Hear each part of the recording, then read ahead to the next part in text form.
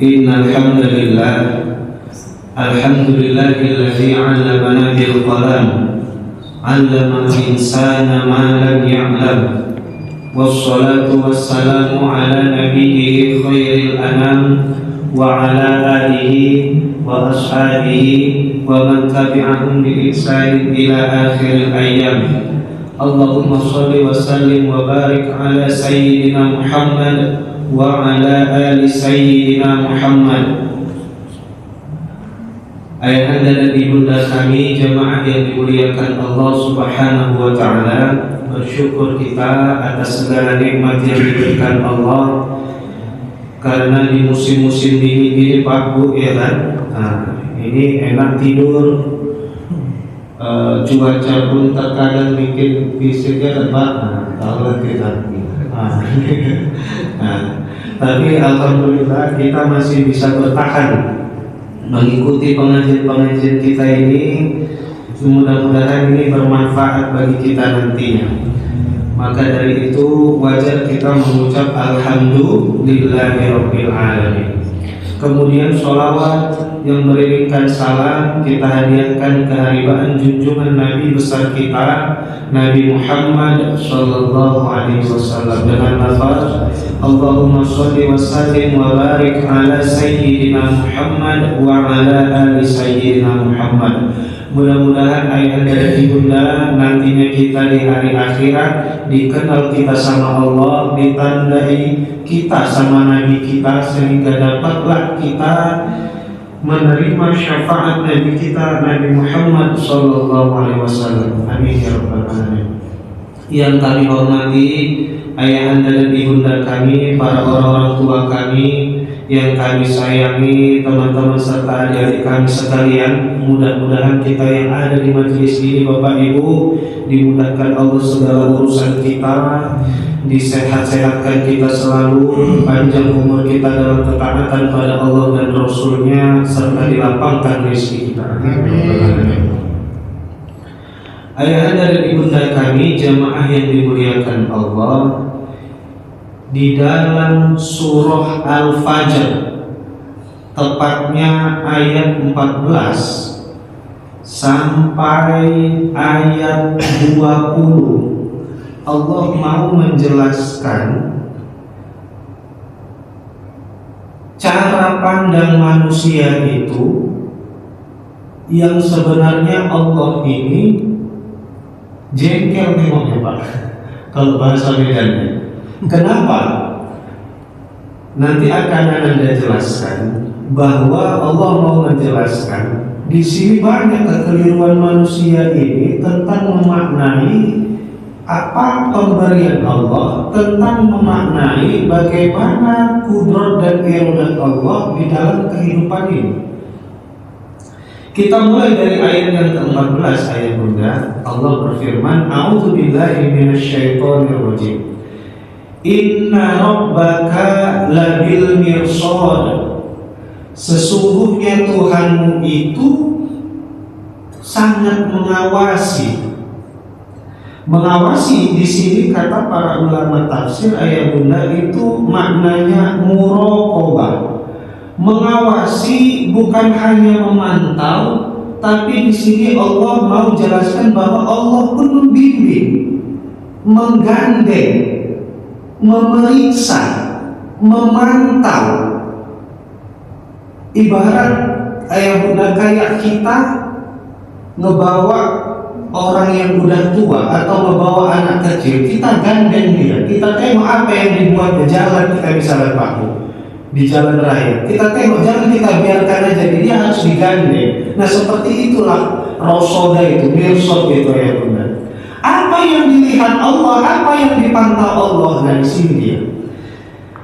Fa'ammal insanu idza mabtalahu rabbuhu fa'akramahu wa na'amahu fayaqulu rabbi akraman. Ada umat manusia ini ayah bunda yang kalau dia diuji sama Allah, kemudian Allah itu memberikan dia kedudukan Bukan, Allah memberikan dia banyak kenikmatan, dikasih banyak efeknya, banyak hartanya, lalu dia berkata, sesungguhnya Tuhanku itu dimuliakannya, aku katanya, ya kan? Baru ada lagi versi yang kedua, ciri yang kedua, variasi yang kedua, wa amma idza ma batalahu faqadara alaihi rizqahu fayaqulu rabbi ahanan. Ada pula yang kedua, yang kalau dia dikasih ujian dan disedikitkan hartanya, maka dia berkata, aku dihinakan sama Tuhan. Jadi ayat dari ibunda kami, jamaah yang dimuliakan Allah Subhanahu wa Ta'ala. Ayah bunda, ada beberapa hal penting yang harus kita pahami dari ayat ini. Yang pertama, ayah bunda, di sini menunjukkan bahwa ini ciri-ciri manusia yang dia sombong. Sombongnya ini udah akut, Pak. Kalau hanya sombong bunda, itu biasa. Ya masih biasa, kita biarkan aja gak apa-apa. Tapi ada sombongnya orang itu yang bikin kita sakit hati, Pak. Ada gak, Pak? Pernah gak itu? Orang sombong kita biarkan aja, udah biarkan aja dia kayak angin. Tapi ada bunda, orang yang dia sombongnya itu bikin kita sakit hati. Coba ini kita kasih satu perbandingan ya bunda. Ada hamba Allah yang dikasih rizki sama Allah, yang ketika dia dikasih rizki bukan malah dia bersyukur, malah apa katanya, aku dimuliakan sama Allah. Berarti bagaimana dia kondisinya, Pak? Dibuatnya Allah itu di bawahnya, Allah ngasih dia hanya untuk menyokong dia, kan gitu, Pak? Sama kayak gini Bapak Ibu, kita misalkan bawa, apalah kita bilangnya, kita bawa makanan, kita bawa hadiah, kita kasih sama orang, bukannya dia berterima kasih sama kita, apa katanya? Dikasih kau enak ya, dikasih sama si kamu itu. Oh iya, karena dulu waktu dia gak ada kerjaan dulu, aku yang masukkan dia ke sekolah itu, makanya dikasih sama aku sekarang. Nah, ya kan Pak? Yang seperti itu, bukannya dia berterima kasih. Ini kalau jumpa orang kayak gini, pengen tahu jewer kan ya Pak?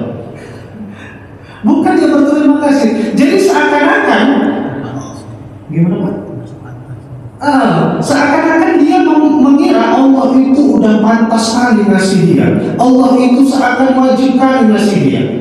Kemudian ada lagi yang keduanya ya bunda, yang kelirunya. Tapi nanti kalau misalkan di kadar rezekinya itu dibuat Allah sedikit, oh aku dihinakan sama Allah. Berarti apa kenanya ya bunda? Karenanya dia bersuuzon kepada Allah Subhanahu wa Ta'ala. Oh aku dihinakan sama Allah. Tengoklah kayak gini kehidupan ini. Dikasih sedikit, dikasih yang tidak cukup, tidak dikasih banyak seperti mereka. Nah ini kalau orang Mandailing bilang namanya beteng Pak. Beteng, ya kan? Udah dia sombong, merasa sok kuat pula, tapi nanti ketika sudah dapat ujian yang lain, malah si pemberi itu pula, itulah yang malah disakiti, itulah malah yang direndahkan. Itu yang pertama yang kedua. Kemudian yang kedua dari ayat ini yang mau diajarkan Allah adalah bahwa sesungguhnya harta itu bukanlah ukuran dari keberhasilan ibadah seseorang. Harta itu bukanlah ukuran dari kesuksesan seorang hamba menghadapi ujian dan cobaan dari Allah. Ini mohon maaf ya, kalau misalkan materi hari ini tidak sesuai dengan apa yang mungkin ayah bunda pernah dengar, ya kan? Karena terkadang banyak orang menyampaikan amalkan ini, oh nanti bagus itu, dapat itu rezekinya lapang ya Pak. Nah, oh kamu taatlah, kamu beribadah, itulah kenapa banyak rezekimu itu, karena kamu sholat pula, sholat wajibnya yang kau kerjakan katanya, sholat sunatnya enggak, makanya enggak banyak yang laku dagangan hari ini katanya. Jadi ukurannya itu dibuatnya sama harta. Ini yang terkadang kita keliru kayak bunda. Oh si kawan itu dapat cobaan dia dulunya, sulit kali dulu hidupnya, sulit kali dulu kehidupan keluarganya. Tiba-tiba sekarang udah dapat pangkat dia, dinaikkan Allah pangkatnya. Itulah balasan dari cobaan itu. Bukan itu balasannya ya Bunda. Kenapa Bapak Ibu? Karena nanti kalau kita ukurannya sama harta, ketika ternyata ujian itu tetap bertambah, tapi ternyata kenikmatannya tidak bertambah juga, nanti kita jadi marah sama Allah. Marah kita sama Allah. Jadi gimana ya Bunda cara pandang kita? Allah itu kalau ngasih kita ujian dan cobaan, baru diuji sama Allah, ternyata ayah Bunda ditambah Allah rezeki kita semakin kaya misalnya Pak. Berarti itu tanda apa Bapak Ibu? Ya. Ujian lagi Pak. Nah benar, itu ternyata Allah mau menambahkan ujian kita, lulus di ujian yang sebelumnya, ditambah ujian yang baru. Oh udah tamat ini kelas yang 1, mau naik ke kelas yang 2. Tapi walaupun begitu ayah Bunda, bukan berarti Allah mempersempit kita, enggak. Melainkan dengan Allah menambahkan rezeki itu, menambah harta itu ada maksud Allah mau memperluas lahan ibadah kita. Yang dulunya ibadahnya hanya sholat 5 waktu, ibadahnya hanya ikut ke majelis zikir, majelis pengajian, yang dulunya ibadahnya itu hanya sholat, ibadah, zikir aja, tapi ternyata setelah dikasih harta sama Allah, dibuat Allah jadi kaya, maka ibadahnya bertambah, bersedekah, jadi donatur pembangunan masjid, donatur kalau ada acara Isra Mi'raj, donatur kalau ada acara maulid. Nah bertambah dia. Yang dulunya masih bawahan-bawahan kerja di kantor, masih disuruh-suruh, sekarang udah jadi atasan, udah jadi pejabat, malah menjadi pejabat pemerintah. Berarti itu menunjukkan apa ya Bunda? Ibadahnya bukan hanya lagi kepada sholat dan zikir aja, tapi ibadahnya terletak pada tanda tangannya. Apa yang mau ditanda tangani? Oh ternyata dia tak mau menandatangani pembangunan tempat-tempat yang berpotensi membuat kemaksiatan. Oh nggak mau dia nandatangani. Itulah ibadahnya. Nah, gitu. Makanya jangan sampai keliru ayah Bunda, kalau udah jadi pejabat, ibadahnya bukan safari dakwah. Nah, tapi ibadahnya di mana? Tengok, masih ada nggak orang yang kelaparan di tempat itu? Masih banyak nggak kemaksiatan di situ? Masih banyak nggak kejahatan di situ? Itulah ibadah, itulah PR-nya. Baik ayahanda dan ibunda kami, jamaah yang dimuliakan Allah Subhanahu wa Ta'ala. Itu tadi. Kemudian ayah bunda, apa buktinya bahwa itu bukan merupakan penghujung? Di dalam surah Al-Mu'minun ayat 55 dan 56 Allah berfirman, ayahsabuna annama numidduhum bihi min malin wa banin nusari'u lahum fil khairat bal la yashkurun, kata Allah. Apakah mereka menganggap bahwa kalau kami panjangkan rizki mereka, kami banyakkan anak mereka, itu pertanda kami memberikan kebaikan sama mereka? Apa kata Allah? Udah jawabannya bala yashkurun. Yang gak sadarnya orang itu, kata Allah, yang gak sadarnya mereka itu. Makanya ayat bunda, jadi kita di dalam hal ini harus bedakan mana dia yang ajilah, mana dia yang ajilah. Ajilah apa ya bunda? Ajilah itu cepat didapat, tapi cepat habis. Ada yang dia namanya ajilah Pak. Dia memang lama didapat, tapi kekal.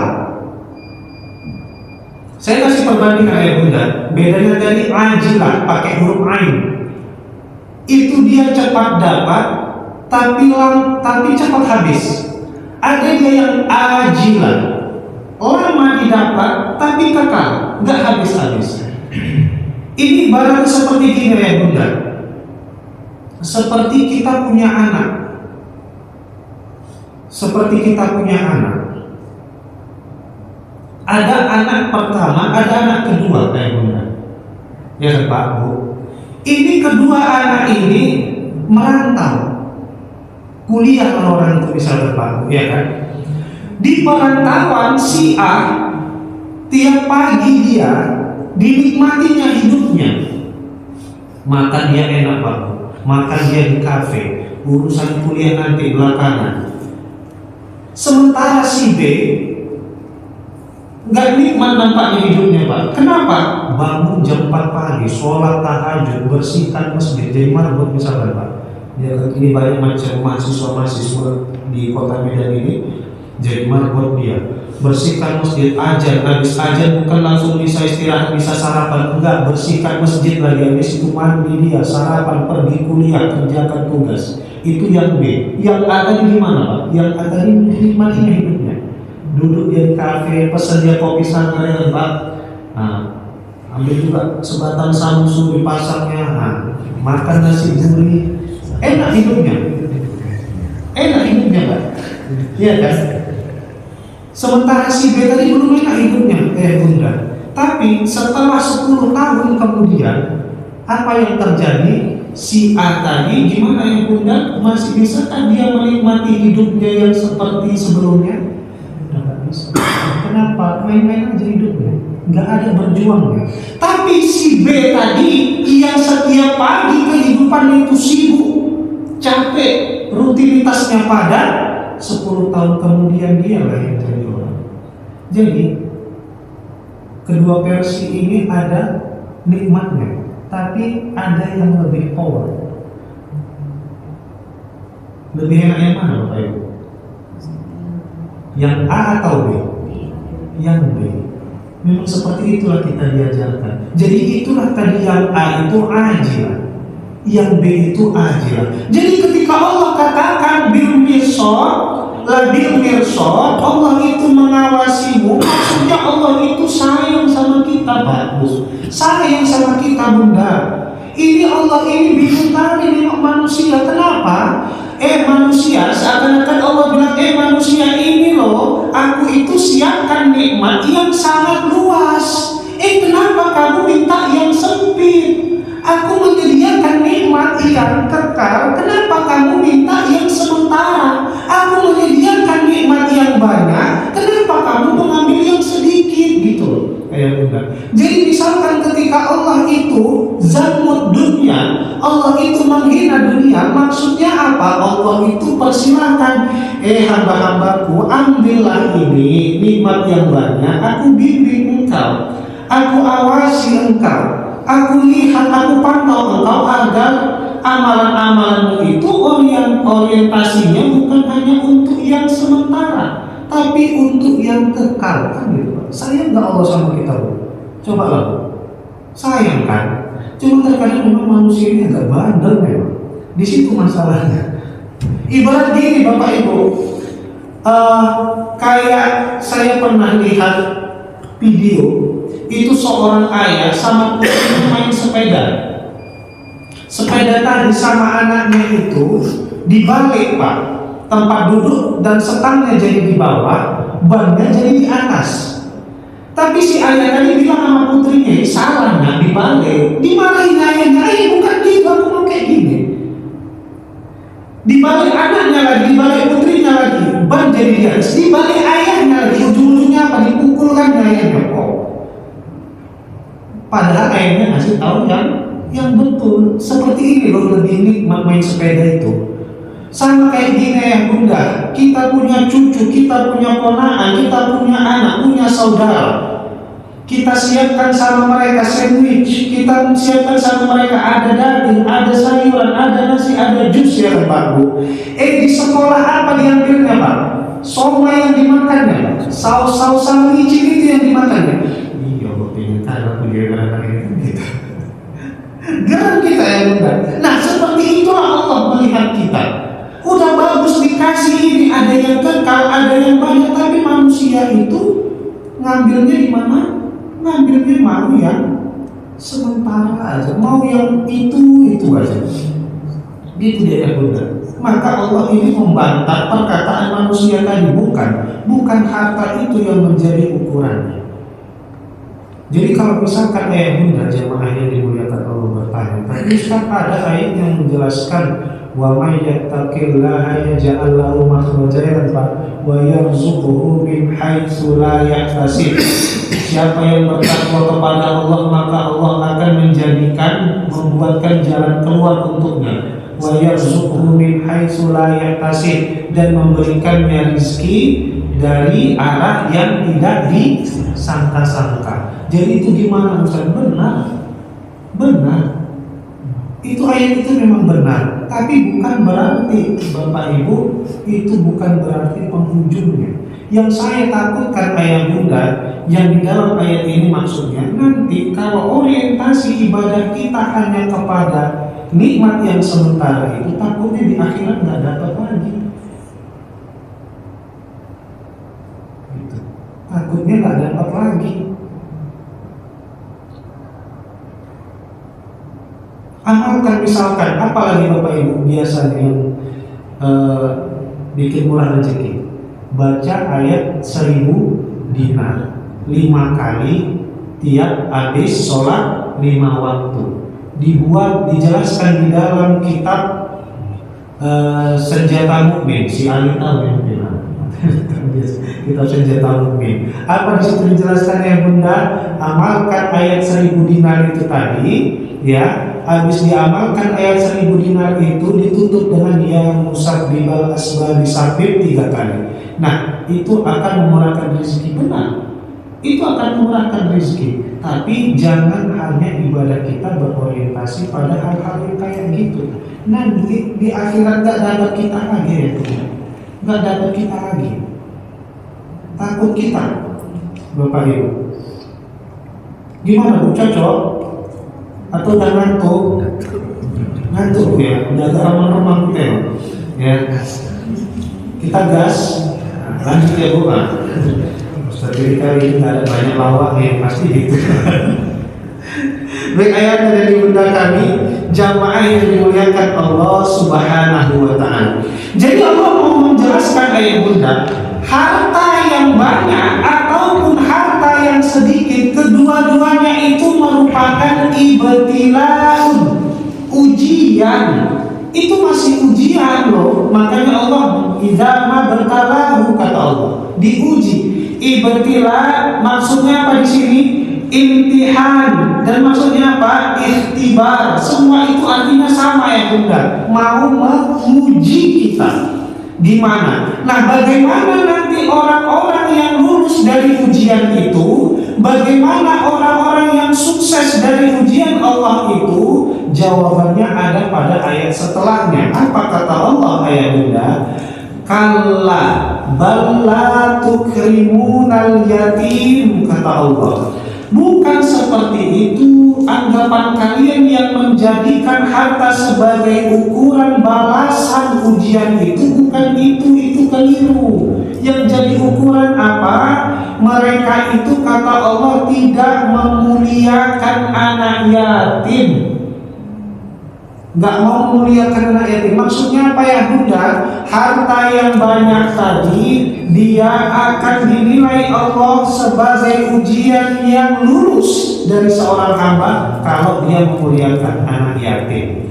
Ini hebatnya ayat Bunda. Allah pakai kata yukrim, memuliakan. Selama ini memuliakan itu payah ditengok Pak Bu. Kita biasa hanya memberi, habis itu udah lepas. Tapi di dalam ilmu fikih itu ayat Bunda ada namanya naziru malil yatim. Ada orang yang menjadi nazir hartanya anak yatim. Kenapa ya Bunda? Karena banyak kali ini, mohon maaf, banyak kali orang yang justru memanfaatkan anak yatim. Makanya ada naziru malil yatim. Makanya Allah bilang yukrimunal yatim. Yukrim maksudnya itu ambil urusan yang paling prioritas bagi si anak agar kehidupannya di masa depan nanti dia bisa hidup mandiri. Jadi bukan hanya makanan Bapak Ibu. Ini mohon maaf, saya hanya tahadus bin nikmah Bunda. Kalau di kampung kami sana di Deli Tua, itu kami tiap hari Minggu itu bikin beras jimpitan namanya Bapak Ibu. Jadi di bawah angkong itu ada timnya keliling kampung. Ini Pak Mejek katanya, kalau udah jam 8 ada lagi Pak. Nah itu beras jimpitan maksudnya ngambil beras seikhlasnya berapa mau dikasih orang, yang itu nanti akan dikasih sama fakir miskin sama anak yatim. Itu alhamdulillah tiap minggu Pak berjalan. Lalu ternyata kejadian, jadi yang ngasih ini Pak BKM-nya, BKM ngasih ke orang tua, dikasih ke orang tua. Rupanya pernah kejadian pihak sekolah mendatangi BKM masjidnya, datang ke kami, ditanyanya, Pak ini si Fulan ini belum dibayar uang sekolahnya loh.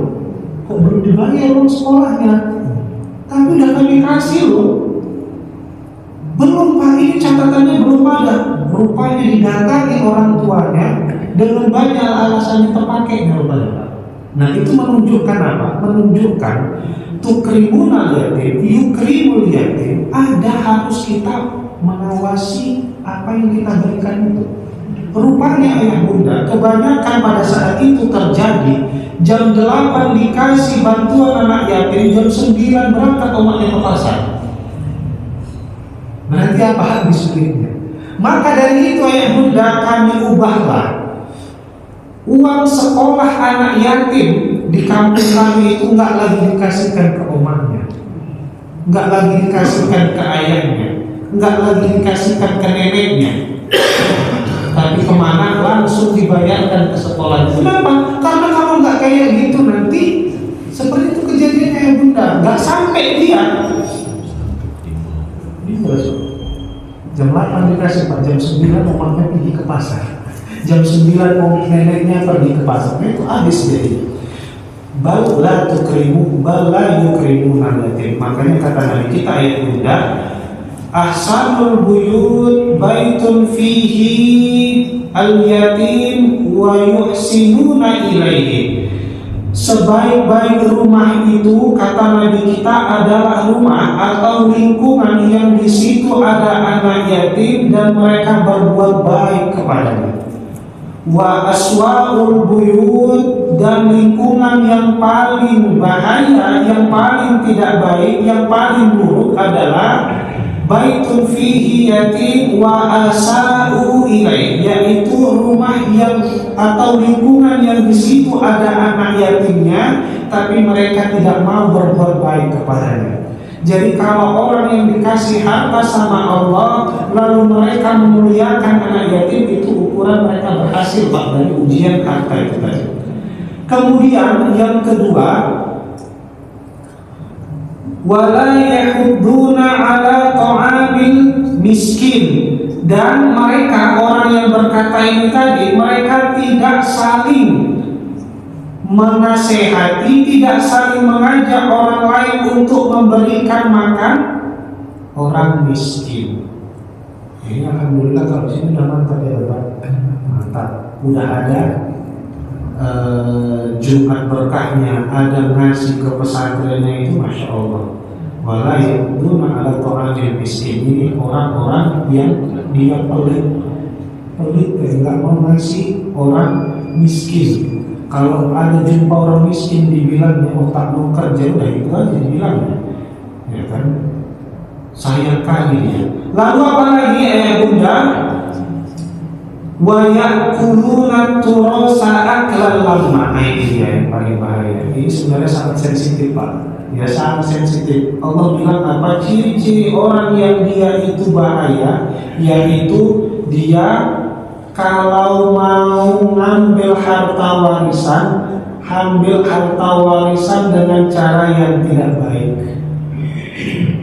Jadi tadi ciri yang pertama Pak, yang pertama tadi mau ngasih, mau memuliakan anak yatim. Yang kedua itu ciri-ciri yang lulus dari ujian itu, dia mau menganjurkan, menasihati orang, memberi makan orang miskin. Yang ketiga, ambil warisan itu dia tidak sampai tidak sampai haus kan sama harta warisan. Apa maksudnya di sini ya Bunda? Ya'kuluna ma jama'ahul waris min halal wa haram. Ini paling bahaya Pak. Orang kayaknya meninggal, ada harta warisan, bukan mau diselesaikannya dulu utang-utang almarhum itu, malah sibuk orang itu membaginya. Ini nggak boleh Pak. Ini saya banyak kali Pak dipanggil orang menyelesaikan urusan warisan kayak Bunda. Itu saya lihat sampai begaduh. Tapi ini kan direkam, nggak usah aku ceritakan, itu bahaya Pak. Nah, apa? Oh gitu. Jadi ayah Bunda, ada lagi yang sampai mungkin banyak kali kebutuhan waktu Pak. Saya bilang Pak, itu nggak boleh dilakukan, itu dosa Pak. Saya bilang Pak, apalah katanya? Pak Ustadz, dosa itu kan dorong saja katanya. Sambil dia bercanda. Memang bercanda waktu, tapi nampak kali dia butuh kali yang duit itu. Semua mau disikutinya. Ini dia ayat Bunda. Majama'ahul waris min halal wa haram. Yang si almarhum dulu pernah mengumpulkan antara yang halal dan haram, itu pun mau diambilnya juga. Maka mantan wakil presiden kita, ayah Bunda, Kiai Haji Ma'ruf Amin, itu membuat satu kaidah namanya tafriqul halal an haram, memisahkan yang halal dari yang haram. Itu nama kaidahnya. Kaidahnya itu maksudnya apa ya Bunda? Kalau dulu ada bisnis kita yang tercampur antara yang halal dan yang haram, lalu mau kita bersihkan, maka cara membersihkannya itu pisahkan dulu yang haram itu dari yang halal. Buang yang haram itu, caranya gimana? Kasihkan kepada orang fakir miskin, kasihkan kepada anak yatim, jangan kasihkan ke masjid. Kenapa? Karena yang mau kita buang itu adalah yang tidak bersih. Masjid tidak boleh dibangun dari harta yang tidak bersih. Jadi ayah Bunda, ini tafriqul halal an haram dilakukan sebelum kita mau menikmati rezeki, dilakukan sebelum kita mau melanjutkan bisnis kita. Jadi ayah Bunda, misalkan ada suatu bisnis, ada suatu perusahaan dari orang tua, di mana kita ketahui dulu bahwa ayahanda itu, almarhum itu mungkin pernah dia kekurangan modal, diambilnya misalkan modalnya itu dari riba misalkan. Ya, baru ambil di situ berapa persen kira-kira dari riba yang dijadikannya modal itu ayah Bunda. Nah dari situ ambil keuntungannya, hitung dia, baru keluarkan dia, kasihkan kepada orang. Pada saat kita memberikannya ayah Bunda, kita lihatkan ya Allah, ini hamba mau mengeluarkan harta yang tidak baik dari apa ayah Bunda? Dari harta orang tua hamba, terimalah ini ya Allah. Mudah-mudahan ini jadi penghapusan dosa dari orang tuaku, penghapusan dosa dari keluarga-keluargaku. Andaikan ini nanti tidak tercapai ya Allah, hamba akan bertanggung jawab di akhirat. Ini diambil dari mana ayah Bunda? Kiai Ma'ruf Amin mengambil dari sahabat. Sahabat kalau nggak salah namanya Ibnu Mas'ud. Ibnu Mas'ud ini jualan khuf ayah Bunda. Jualan khuf, ya kan? Begitu dia jualan khuf itu ayah Bunda, tapak sepatu yang biasa dipakai kalau orang bepergian supaya menghindari rasa yang sangat dingin begitu. Nah, itu khuf. Jadi datang orang ke jualannya si Ibnu Mas'ud ayah Bunda. Lalu dia bilang, dia tawar-menawar, oh segini, sekian, boleh, oke. Tawar-menawarnya udah selesai. Rupanya Ibnu Mas'ud mau ambilkan barangnya tadi. Ternyata orang itu udah nggak ada, tapi udah dibayarnya. Udah dibayarnya ya Bunda. Lalu Ibnu Mas'ud cari ini orang tadi mana? Oh nggak ada, tapi udah dibayarnya, baru belum diambil. Maka sekeliling pasar itu ditanya Ibnu Mas'ud, ditanya, jumpa nggak kalian sama orang yang ciri-cirinya seperti ini katanya?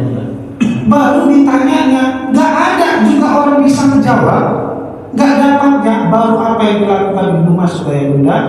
Disedekahkannya uang itu tadi sama fakir miskin, lalu dia bilang pada saat memberikan itu, ya Allah, ini hak si fulan yang tadi meninggalkan duit sama aku, ya Allah, ini kuberikan, kukembalikan, sampaikan pahalanya sama dia, ya Allah. Andaikan ini tidak mencukupi, ya Allah, nanti hamba yang akan bertanggung jawab di akhirat.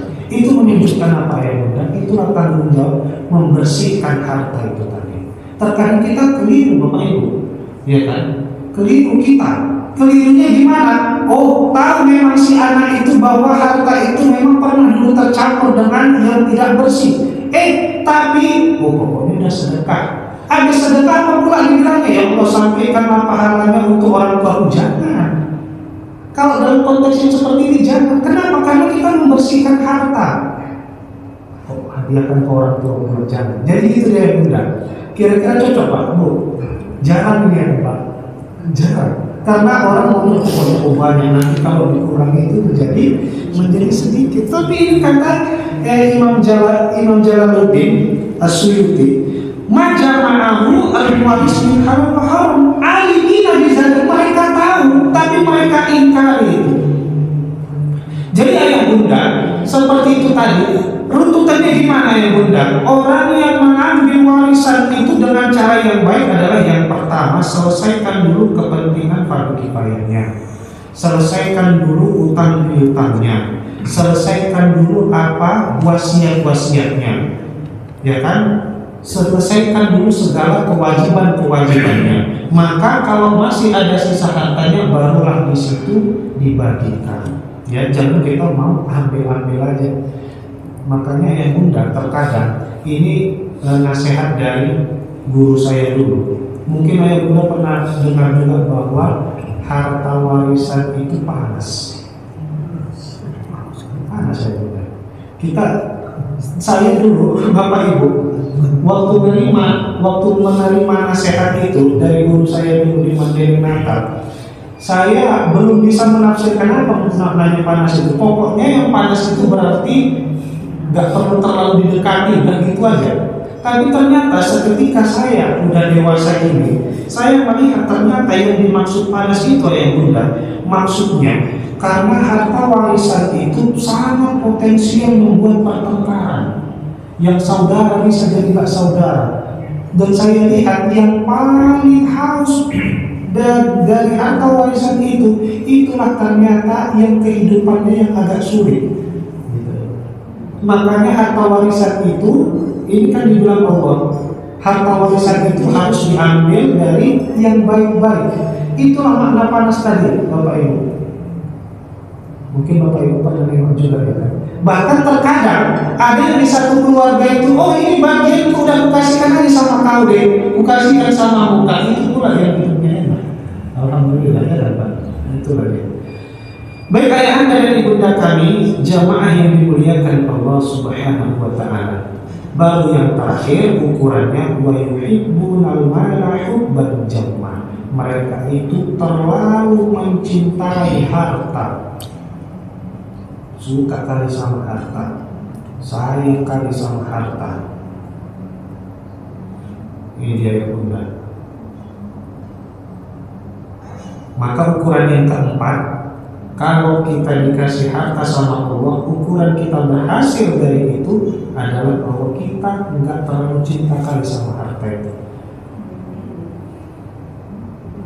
Orang kalau memang beriman bertakwa, Bapak Ibu, harta itu enggak lama sama dia. Ada harta bagi, ada harta merencanakan dulu umroh ini. Pokoknya ada harta, ayo, ada bangun masjid kasihkan. Enggak lama, enggak dipendamnya. Ada terkadang orang nengok ya kan Pak, oh si kawan itu banyak duitnya ya, pergi umroh aja dia aku tengok katanya Pak, ya kan, banyak duitnya, banyak efeknya si kawan. Padahal yang diceritakannya yang pergi umroh tadi sebenarnya duitnya lebih sedikit daripada dia, lebih sedikit Pak sebenarnya efeknya daripada dia. Tapi kenapa kok dia bisa pergi umroh saja? Tapi karena itu prioritasnya. Orang yang gak biji-biji ini karena beda cara pandangnya. Ada duit ganti mobil, ada duit ganti pagar rumah, ada duit ganti mebel, ada duit ganti lemari, ada duit ganti kulkas. Asli gak memperindah rumahnya saja. Tapi kalau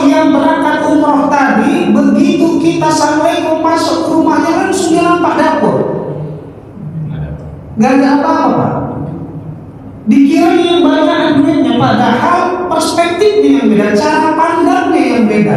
Yang satu mengira bahwa harta yang dititipkan sama Allah samaku itu untuk memperluas lahan ibadahku, maka pantasnya umrohlah aku. Sementara kalau yang satu ini dapat duit, oh apa kita beli? Dapat duit, oh jalan-jalan kemana kita? Dapat duit, oh apa yang kita ganti? Jadi jangan tengok orang karena banyak duitnya di situ. Gitu ya Bunda. Wa yuhibbuna ma'hubban jamma. Suka kali sama yang harta itu, suka kali sama yang itu. Makanya dulu korun ini Pak, kita bilangnya harta karun ya Pak. Harta korun sebenarnya ya Bunda. Dibilangnya sama Musa, kasihlah aku satu amalan yang kalau ku baca amalan itu, ya Pak, apapun benda yang ku pegang bisa jadi emas. Kata si korun, ya namanya Nabi Musa, Rasulnya Allah, dikasih amalan tadi Pak. Tapi janji ya, nanti kalau kau jadi kaya, berikan hak-haknya itu ya. Aku dijelaskan di dalam Al-Quran yang benar.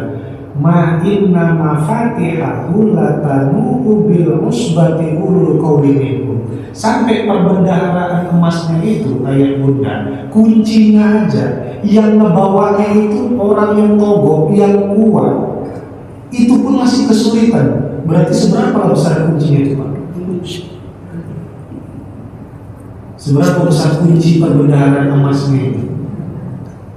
Tapi apa yang terjadi ketika Nabi Musa nyuruh satu utusan untuk jemput zakatnya si korun? Apa kata si korun? Tolong dulu kau sampaikan sama Musa, jangan sibuk kali ngurusin urusan orang. Aku lagi sibuk, jangan suka kali dia ganggu. Dan balik sana. Seperti itu Pak.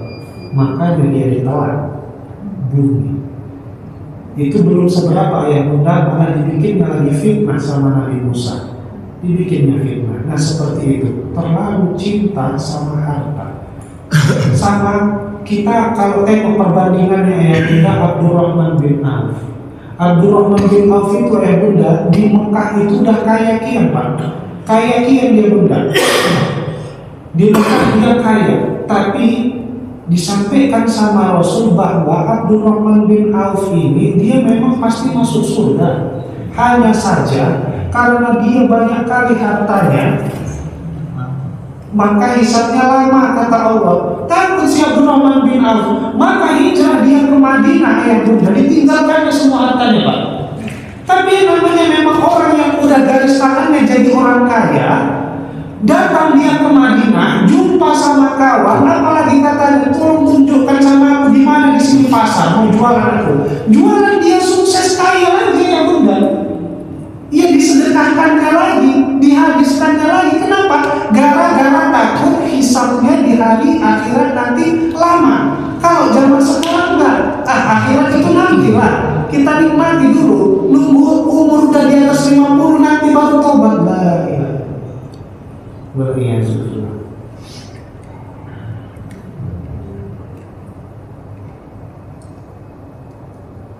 Maka seharusnya diingatkan saya Bunda. Kita tengok zaman sekarang orang Bapak Ibu. Saya dulu pernah ya Bunda, waktu sebelum berangkat ke Yaman itu jadi marbot masjid juga pernah dulu Pak.